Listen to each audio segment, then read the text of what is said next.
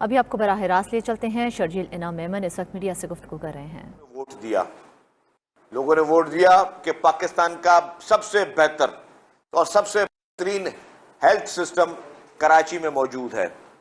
कचरा कराची का उठ रहा है, लोगों ने वोट दिया।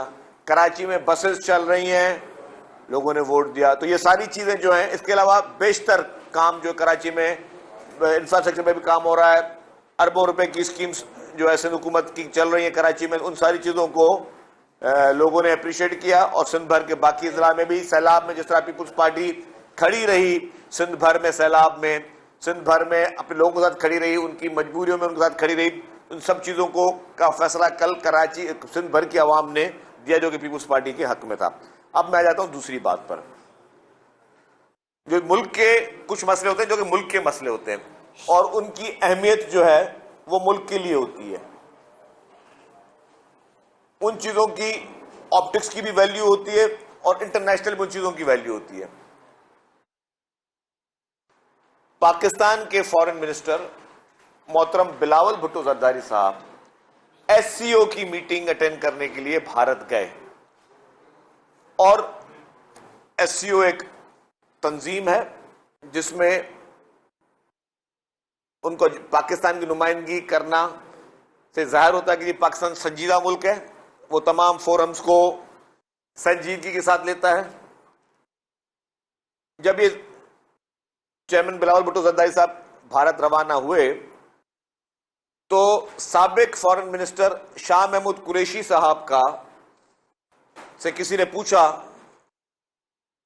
पूछा कि जी क्या बिलावल भुट्टो जरदारी साहब को भारत जाना चाहिए और उसकी सिग्निफिकेंस क्या है। शाह महमूद कुरैशी जो कि पीटीआई के वाइस चेयरमैन है और साबिक फॉरेन मिनिस्टर हैं, जो कि फॉरेन रिलेशंस को समझते हैं, उन्होंने कहा कि जी बिल्कुल जरूर जाना चाहिए, बिल्कुल अच्छा किया उन्होंने जाकर। और वहां यही एक पाकिस्तान को इंटरनेशनली अपने आप को कनेक्टेड रखना चाहिए, डिस्कनेक्टेड नहीं रखना चाहिए। मतलब किसी भी दुनिया के आप बच्चे से पूछें तो वो ये कहता है कि जी ये दौरा बहुत अहम था और इस दौरे में पीपुल्स पार्टी को पाकिस्तान की नुमाइंदगी वो होनी चाहिए थी, जो कि बिलावल साहब ने वहां जाके की, जोरदार अंदाज में की। कश्मीर के मसले पे उन्होंने बात करके की। कश्मीर के उन्होंने कहा कि जो कश्मीर के हालात पहले थे, जो स्टेटस भारतीय हुकूमत ने उसका तब्दील किया, उस पर आप ले आए तो फिर हम बात करेंगे। फिर उन्होंने समझौता एक्सप्रेस पे जो भारतीय दहशतगर्दी थी उस पर डट के पाकिस्तान का मौकफ फॉरेन मिनिस्टर बिलावल भुट्टो जरदारी साहब ने पेश किया।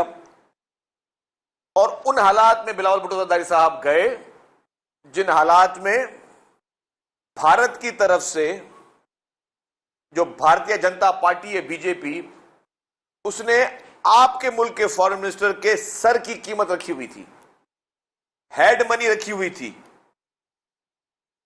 एक मुल्क का फॉरेन मिनिस्टर जिसके सर की कीमत वहां की हुक्मरान जमात ने रखी हुई थी, और उसके बावजूद फॉरेन मिनिस्टर वहां गए, अपनी हिम्मत दिखाई, ये जुर्रत दिखाई कि वो शहीद जुल्फकार अली भुट्टो के नवासे हैं। उन्होंने ये हिम्मत दिखाई कि वो शहीद मोहतरमा बेनजीर भुट्टो साहिबा के फर्जंद हैं। उन्होंने ये हिम्मत दिखाई कि वो मर्द मुजाहिद आसिफ अली जरदारी के बेटे हैं। और वो वहां गए और हिम्मत के साथ, जुर्रत के साथ, जिस शख्स को उन्होंने यूनाइटेड नेशन में butcher of Gujarat and he is the butcher of Kashmir कहा, उसके मुल्क में वहां ललकार के उन्होंने बाआवाज़ बुलंद अपने मुल्क का मुकदमा लड़ा। लेकिन हुआ क्या, जो मैं कहता हूं कि इलेक्शन कमीशन ऑफ पाकिस्तान की जो जजमेंट है, जो चिल्ला चिल्ला के कहती है कि पीटीआई और इमरान खान के फॉरेन फंडिंग केस में भारत और इस्राइल से पीटीआई और इमरान खान फंडिंग लेती है, इल्लीगल फंडिंग लेती है, जो पाकिस्तान की सियासत में इस्तेमाल होता है। इमरान खान और पीटीआई ने दौरा भारत के दौरान नमक हलाली की उन भारतीय पैसों की जो भारत से फंडिंग पीटीआई और इमरान खान को मिली, जिसके शवाहिद हैं, शवाहिद, जिसके अकाउंट्स की ट्रेल मौजूद है, जो वाजे करके चिल्ला चिल्ला के कह रहे हैं कि हां इमरान खान ने भारतीय और इस्राएली फंडिंग ली, उन लोगों से पैसे लिए अपने मुल्क में सियासत करने के लिए, अपने मुल्क में इंतशार के लिए, अपने मुल्क में गड़बड़ पैदा करने के लिए, वो नमक हलाली पीटीआई के कुछ मरकजी रहनुमाओं और इमरान खान ने की। और कल खुसूसी तौर पर इमरान खान ने जिस लहजे में फॉरेन मिनिस्टर के लिए कहा कि मैं वो लफ्ज दोहराना भी नहीं चाहता कि जिसको नहीं जाना चाहिए था भारत, मतलब आप ये सोचें कि भारत भी ये चाह रहा था कि पाकिस्तानी फॉरेन मिनिस्टर ना आए, ताकि वो जितनी खुल के पाकिस्तान के लिए जहर उगलना चाहें या उगल सकें, या जो भी इंटरनेशनली पाकिस्तान को आइसोलेशन में डालना चाहें वो डालें। इमरान खान भी वही चाह रहे थे। भारतीय भी मीडिया और चंद लोग वहां, भारत के सियासतदान, वो फॉरेन मिनिस्टर बिलावल भुट्टो जरदारी साहब पर तनकीद कर रहे थे, यहां पीटीआई के मरकजी रहनुमा भी कर रहे थे। तो क्या फर्क रहा मुझे बताएं। मैं कह रहा हूं कि हमारे फॉरेन मिनिस्टर बिलावल भुट्टो जरदारी साहब जब फॉरेन मिनिस्टर नहीं थे, जो वो गैर मुल्की दौरे पे गए, उनसे इंटरव्यू लिया गया कि you are telling your prime minister selected prime minister of Pakistan, और उसके बारे में क्या ख्याल है। तो उस वक्त जो मुल्क से बाहर थे उस वक्त बिलावल भुट्टो जरदारी साहब, और वो पाकिस्तान के फॉरेन मिनिस्टर नहीं थे, ऑपोजिशन बेंचेस में बैठे थे, उन्होंने कहा I don't want to say anything, मैं कोई ऐसी चीज उसके लिए नहीं कहना चाहता क्योंकि मैं उस मुल्क से बाहर हूं, he is my prime minister.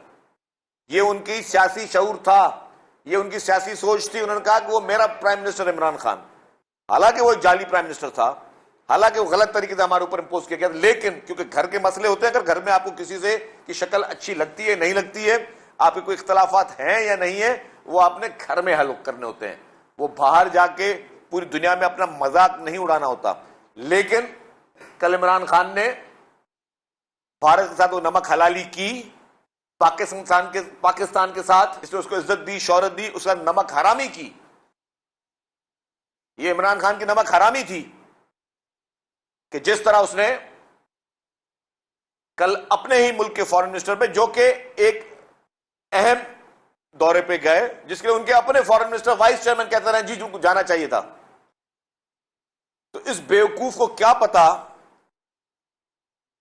कि फॉरेन रिलेशनशिप किस तरह मनाई जाती है, क्योंकि इमरान खान ने अपने दौर इक़्तिदार में पाकिस्तान को आइसोलेशन में लेके आए, पाकिस्तान का बदनामी का सबब इमरान खान बना। बरादरान जो ममालिक थे उनके तोहफे तहफ जिस तरह सरेआम दुनिया के दूसरे ममालिकों में बेचे गए, उससे आपके मुल्क का इंप्रेशन जो पैदा हुआ, बहुत सारी चीजें, मैं तफसीलात में नहीं जा रहा। लेकिन पीटीआई के फिर सोशल मीडिया पे जो उनके टीमें हैं जिनका डोरें भारत और इसराइल से मिलती हैं, उन्होंने भी वही काम किया क्योंकि पार्टी पॉलिसी थी। वरना अचानक किसके दिमाग में क्या जाग गया कि बिलावल भुट्टो जरदारी साहब जा रहे हैं भारत अपने मुल्क की नुमाइंदगी करने, अपने मुल्क का केस लड़ने, अपने मौक़िफ़ की नुमाइंदगी करने, और पीटीआई के जितने भी लोग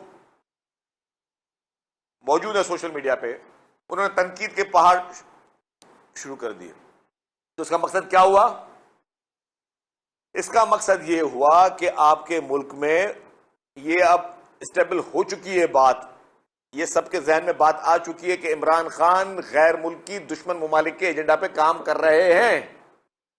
इमरान खान चाहते हैं कि इस मुल्क में इंतशार हो, इस मुल्क में अनारकी हो, इस मुल्क की मईशत तबाह हो, इस मुल्क के में लोग जो हैं वो लड़ाई झगड़े पे आए, इस मुल्क में इदारों के खिलाफ साजिशें चलें, इस मुल्क में तमाम इदारों को यरगमाल बनाया जाए, इदारों को गन पॉइंट पे रखकर अपने मकासद हासिल किए जाएं। ये सारा इमरान खान का एजेंडा है, और उस एजेंडा में अनफॉर्चुनेटली हमारे कुछ लोग इस्तेमाल हो रहे हैं। हमारी अदालत, जो कि पाकिस्तान की वाहिद अदालत होनी चाहिए, जिसपे 22 करोड़ अवाम के एक एक फर्द को अंधा यकीन होना चाहिए कि हां मैं अदालत गया तो मुझे रिलीफ मिलेगा, लेकिन वहां से अनफॉर्चुनेटली इस तरह के मैसेजेस आ रहे हैं इस तरह के वाइब्स आ रहे हैं कि एक पॉलिटिकल पार्टी को मुस्तकिल तौर पर, हमेशा से ये हिस्ट्री रही है पाकिस्तान की पिछले काफी दिहाइयों से, कि इमरान खान के लिए एक खास सुलूक हमारी अदालतों से किया जा रहा है, लाडले की तरह उसको डील किया जा रहा है। वैसे दो चीजों का मिसाल लूंगा। तारीख का बदतरीन जज, तारीख का सबसे मुतनाज़ा जज साकिब निसार। क्या हुआ? साकिब निसार जब अपने दौर में हुआ, इमरान खान को बज़ाहिर 4-5 बड़े काम करके दिए साकिब निसार ने। कानून की धज्जियां उड़ाकर सबके लिए इंक्रोचमेंट ड्राइव, इमरान खान के घर को रेगुलराइज कराया गया। सारे मुखालफिन पार्टी के लोगों को चुन चुन के नाअहल करना, उनको अदालत के कटहरे में बुलाना और उनके लिए रोजाना इस तरह के गलत झूठे रिमार्क्स देना जिससे पब्लिक परसेप्शन ये पैदा हो कि बाकी सारे लोग जो हैं वो गलत काम करने वाले, और इमरान खान के लिए जजमेंट देना कि ये सादिक और अमीन है। ये साकिब निसार ने इमरान खान को फेवर्स दिए। फिर जितने भी इमरान खान के मुखालिफ थे उनको चुन चुन कर अदालत के जरिए, झूठे केसेस के जरिए, पूरा एक ट्रायका चल रहा था, पूरा एक जाल बिछाया गया था। आपने उनको जेलों में भेजा, आपने उनके खिलाफ मुकदमात बढ़ाए, उनको आपने जबरदस्ती झूठे जाली एहतसाब के ढांचे में लेकर आए, दूसरे मुकदमात बनाए, क्रिमिनल मुकदमात बनाए। ये सारे काम साकिब निसार ने इमरान खान की इमा पे किए। और फिर क्या हुआ वो देख लिया आपने कि उसके बदले में ज़ाहिर एहसान तो उसने इमरान खान पे किया, और इमरान खान ने बाकियों से एहसान फरामोशी की, लेकिन इमरान खान ने साकिब निसार के साथ एहसान फरामोशी नहीं की, क्योंकि आज दिन तक साकिब निसार उसके लिए, जैसे हम कहते हैं मीडिया मैनेजमेंट, साकिब निसार इमरान खान के लिए इस वक्त जुडिशरी मैनेज कर रहा है।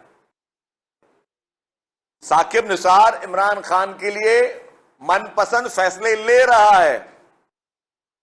जो भी बातें जहां जहां पे साकिब निसार की चल रही है, या कुछ मौजूदा ऐसे लोग हैं जिनकी चल रही है, वो इमरान खान के लिए माइक्रो मैनेजमेंट अदालतों में कर रहे हैं।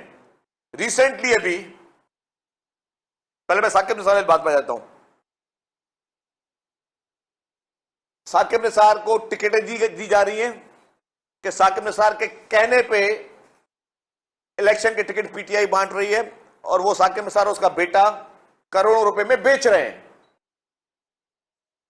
साकिब निसार और उसका बेटा इस गोरख धंधे में इन्वॉल्व है, और ये कनेक्शन अब साबित हो गया। जो आपके पास ऑडियो लीक्स हो रही हैं, और उस ऑडियो लीक को साकिब निसार ने डिनाई नहीं किया, या उसके बेटे ने डिनाई नहीं किया कि ये मेरी आवाज नहीं है।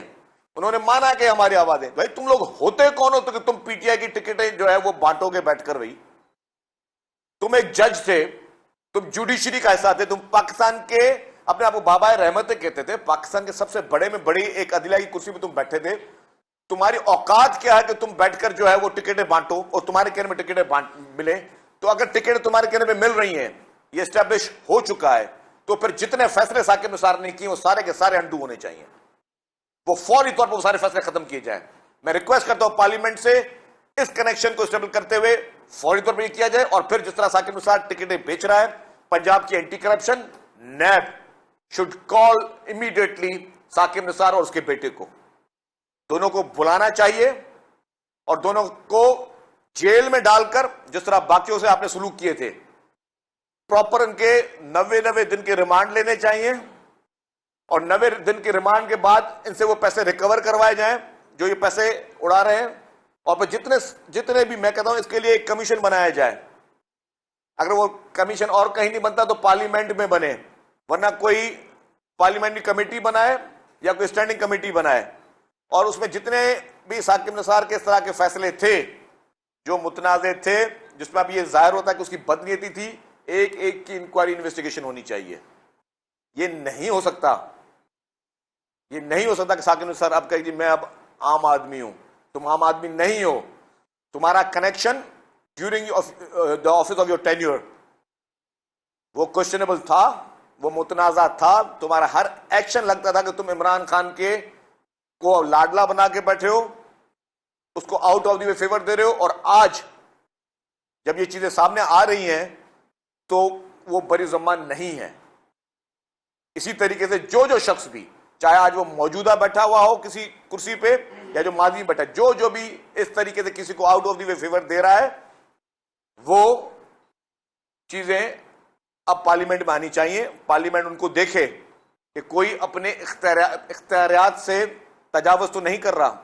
और अभी भी मैंने 2 दिन पहले देखा कि जी तोशाखाना केस में इमरान खान साहब को और उनकी अहलिया को नैब ने नोटिस दिया।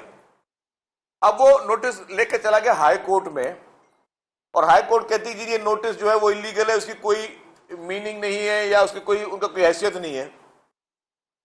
मैं आपको सैकड़ों केस ऐसे दिखा सकता हूं पाकिस्तान में, सैकड़ों केसेस, किसी को नोटिस मिला हो और अगर वो नोटिस में नहीं गया हो, उनको नैब ने दूसरे केसेस में उठा दिया हो। सैकड़ों केसेस, ओपन चैलेंज करता हूं, कोई आगे मुझे डिबेट करे।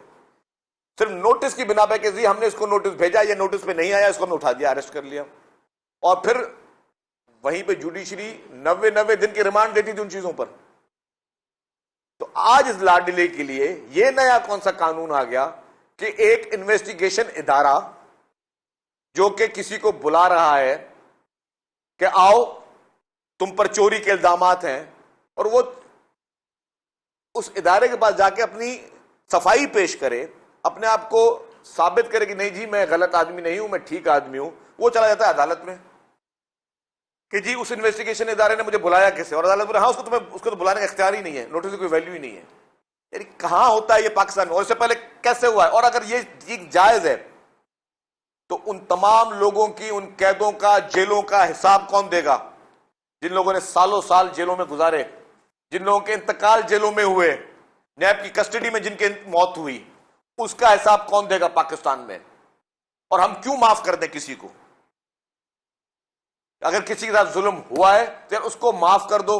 अब ये नई प्रैक्टिस किसने शुरू की? मतलब आप ये कह रहे हो कि किसी भी कानूनी आईनी इदारे को इख्तियार नहीं है कि किसी के खिलाफ इंक्वायरी के लिए उसको बुला सके, उसको नोटिस दे सके, क्योंकि वो इमरान खान है, क्योंकि वो उनकी अहलिया हैं, तो वो कानून से, अदालत से, इन सारी चीजों से पाक है। कोई भी कानून के ऊपर लागू नहीं होता पाकिस्तान में, किसी किस्म की कोई भी जो है वो चीज उन पे लागू नहीं होती, सारी चीजें जो है वो जाए और वेस्ट चली गई। ये कैसे इस मुल्क में हम कोई बर्दाश्त करेगा? ये नहीं बर्दाश्त किया जा सकता। ये मैं समझ, ये लाकानूनियत है कि आप 80% पाकिस्तानियों को एक तरीके से ट्रीट करो और 20% पाकिस्तानियों को आप दूसरे तरीके से ट्रीट करो, स्पेशल ट्रीटमेंट दो, लाडला बनाकर पेश करो। ये किसी सूरत में काबिले कबूल नहीं है। मैं ये कहता हूं कि हर आदमी जवाबदेह है, और जिस तरह उसको अभी ये मैंने बताया कि out of the way president हुआ है कि आपने उसके नोटिस को कलअदम करा दिया, नैब बुला नहीं सकती। इसी तरीके से क्या हुआ, जस्टिस वकार सेठी साहब, पेशावर हाई कोर्ट के जस्टिस वकार सेठ साहब, उन्होंने कहा अपने जजमेंट में कि बीआरटी खैबर पख्तूनख्वा का में करप्शन हुई है, उसके लिए एफआईए और नैब इंक्वायरी करे। फिर जब वो सुप्रीम कोर्ट में जाता है केस, तो जस्टिस बंदयाल साहब, चीफ जस्टिस सुप्रीम कोर्ट, वज़ीर इत्तलात सिंध शर्जील इनाम मेमन प्रेस कॉन्फ्रेंस कर रहे हैं। उनका कहना था कि वज़ीर ख़ारजा के दौरा भारत को तनकीद का निशाना बनाया गया। शाह महमूद कुरैशी जो कि पाकिस्तान तहरीक इंसाफ के वाइस चेयरमैन हैं, उन्होंने भी इस दौरे को सराहा क्योंकि वो इस दौरे की अहमियत को जानते थे। उनकी जानिब से कहा गया कि इस दौरे को खामखा में तनकीद का निशाना बनाया गया है, जबकि ये दौरा खासी अहमियत का हामिल था। उनकी जानिब से कहा गया कि एक सियासी जमात की हर सतह पर हिमायत की जा रही है। चाहिए मैं अगर चला जाऊं कि नहीं जी हाई कोर्ट में मुझे कोई आज इदारा बुलाए, मैं हाई कोर्ट में जाऊं जी उस इदारे को मना करें, मेरे खिलाफ इन्वेस्टिगेशन ना करे, तो एक तो मैं अगर गया तो उसका मतलब मैं चोर हूं। अगर कोई शख्स अदालत में जाता है तो वो ये एडमिट करता है कि मैं चोर हूं, कि मुझे मेरी तलाशी ना ली जाए। मैं पहले मिसाल दे चुका, अगर यहां पर किसी का एक का मोबाइल अगर चोरी हो जाता है तो आप बोले मेरा मोबाइल किसने उठाया, बोले हमने नहीं उठाया, बोले वो मैं तलाशी ले, तो हम सब तलाशी लिए तैयार हैं। जो तलाशी नहीं देगा जो शख्स, इसका मतलब वो चोर है। तो इमरान खान जो तलाशी नहीं देना चाहता था फॉरेन फंडिंग केस में, उसने उस पर भी स्टे लेने की कोशिश की, 6 साल लगवाए उसने। इसी तरीके से इमरान खान पीआरटी केपीके में तलाशी नहीं देना चाहता था, जिसमें केपीके हुकूमत की अपनी